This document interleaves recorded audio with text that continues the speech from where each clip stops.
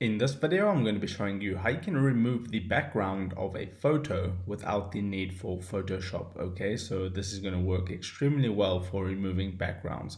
So first of all, you want to go to a web browser, and then you just want to type in a website in the search bar, and that is remove.bg. Once you have entered that in, it's going to open up the remove.bg website. Okay, so what you need to do is upload an image from your computer or simply drop a file there. So what I'm going to do is I'm going to drop a file into there just like this, and then that'll go ahead and load up the image into the software right here.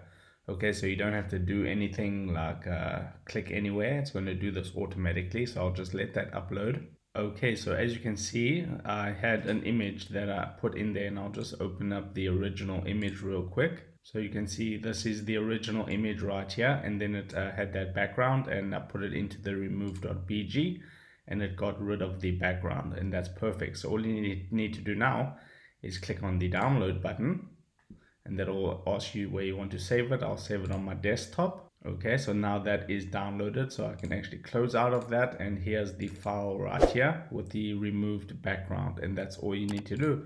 So if this video helped you out, drop a like onto this video, and I'll see you in the next one.